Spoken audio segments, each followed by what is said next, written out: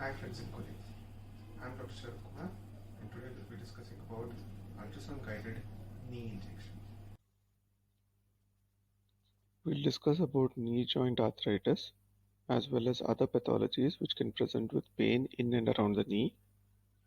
We'll discuss about accuracy and efficacy of ultrasound guidance, requirements for ultrasound guided knee injection, how to position the patient, preparation of the probe, how to visualize the joint, and how to inject in plane. So two examples will be discussed or shown in this video. The knee joint is a hinge-type synovial joint, mainly allowing for flexion and extension. There's a small degree of medial and lateral rotation which can occur. As you can see, there are several bursae around the joints and its tendons. Knee joint pain is not necessarily always due to or only due to knee joint synovitis or inflammation. There are various pathologies which can present with knee pain. Depending on the anatomical location of the knee pain, it can be divided into medial knee pain, anterior knee pain, lateral knee pain, and posterior knee pain. Given its large size and superficial location, injection of the knee joint appears to be intuitively easy and not requiring ultrasound guidance. However, let us consider the evidence for accuracy of ultrasound guided knee injection.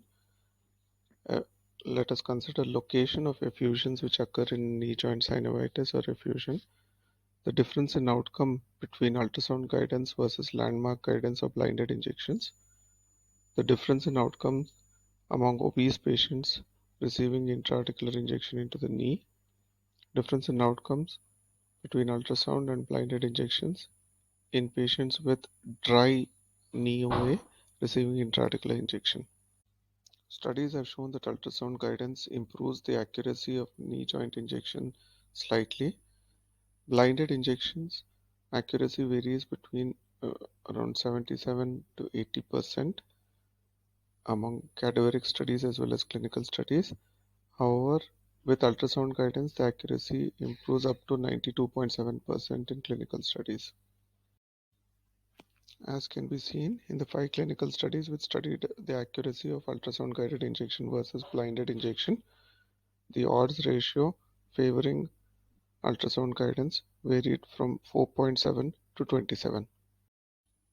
It's important to note that in knee joint effusion, the fluid does not always track to the suprapatellar fossa. There are ultrasound studies which show that maximum fluid is usually located in the lateral suprapatellar pouch. In addition to that, in this small study of 39 patients, it was seen that in a small minority of patients, that is around 4 patients, fluid was only seen in the suprapatellar pouch and nowhere else, and an equal number of patients, 5 patients, fluid was exclusively seen in the lateral suprapatellar pouch. The second most common area for fluid to be found is the medial suprapatellar pouch rather than in the midline. Ultrasound guidance is also associated with less procedural pain. In addition to that, it is also associated with better outcomes both immediately after the procedure with better improvement of pain in patients who undergo ultrasound guided injection versus blinded injection, as well as better outcomes at 2 weeks when measured with VAS pain or by WOMAC pain and function. In a cohort which was followed up after hyaluronic acid injection into the knee, it was seen that among patients who received ultrasound-guided hyaluronic injection, they were less likely to go in for total knee replacement on follow-up, and this difference was much more stark when seen in patients with obesity. When patients with non-effusive or dry knee OA were compared between ultrasound-guided knee injection and landmark-guided or blinded knee injection, it was seen that patients who received ultrasound-guided injection had less procedural pain, better outcome.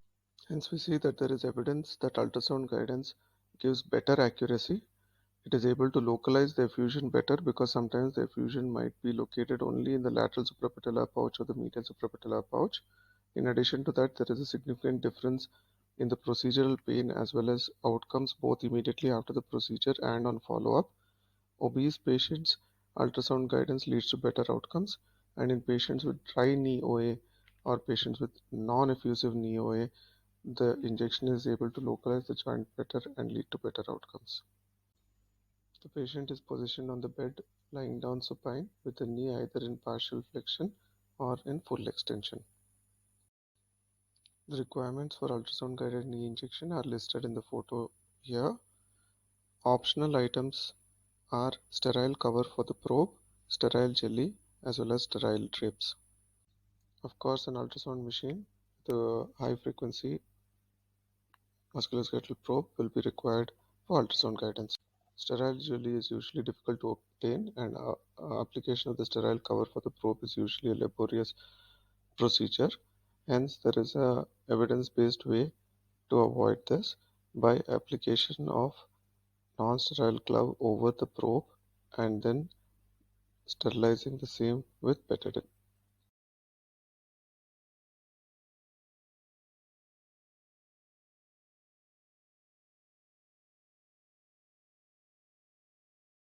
Before we inject the joint, we need to know what is in-plane injection and what is out-of-plane injection. So in-plane injection is where the long axis of the needle is along the long axis of the probe, and hence in the ultrasound image the needle can be seen or visualized along its entire length.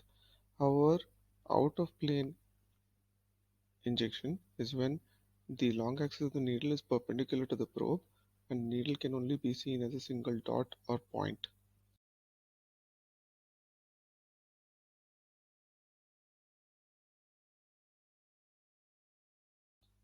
We have two patients in whom ultrasound guided knee injection was given. The first patient is seen here lying supine. In this patient, the fluid was predominantly present in the suprapatellar fossa. The green arrow in this picture points to the midline of the suprapatellar fossa in whom ultrasound guided knee injection was given. The first patient is seen here lying supine. In this patient, the fluid was predominantly present in the suprapatellar fossa.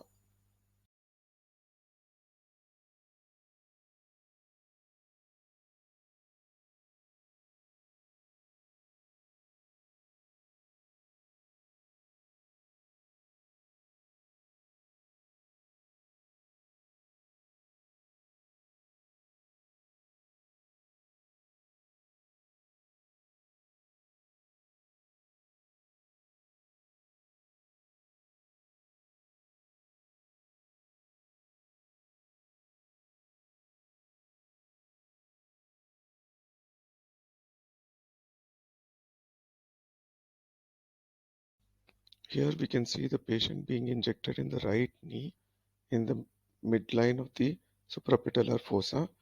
The needle in the ultrasound image emerges from the lateral side, traveling in to the suprapatellar fossa.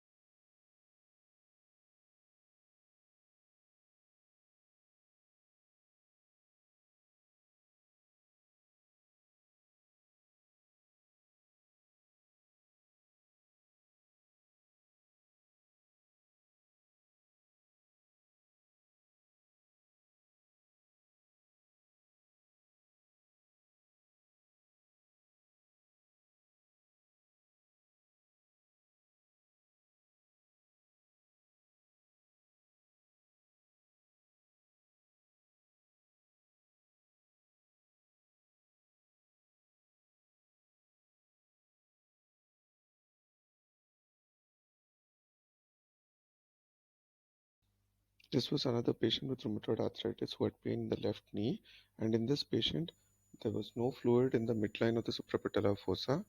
The fluid was present in the lateral parapatellar recess.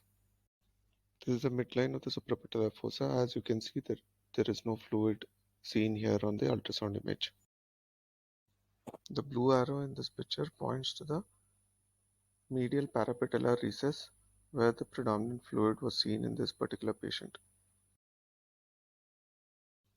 This is the ultrasound image of the parapatellar recess and a demonstration of how the probe is placed.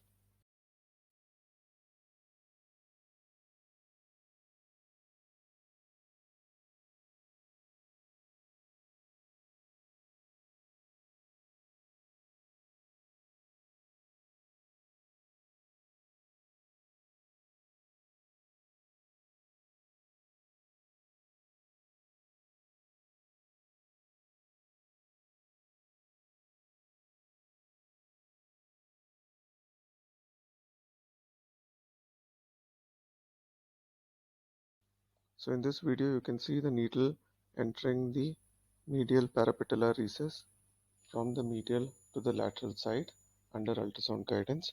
Fluid is then aspirated from the recess. Later on, a mixture of lignocaine and triamcinolone is injected into the same area.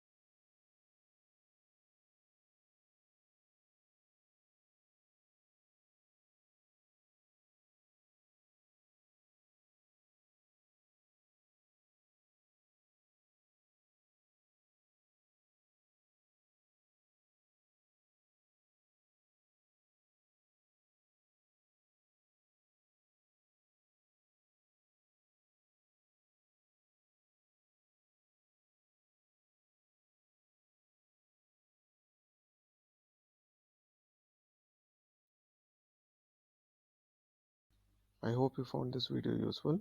Please do share it with your friends and colleagues. Thank you for your attention.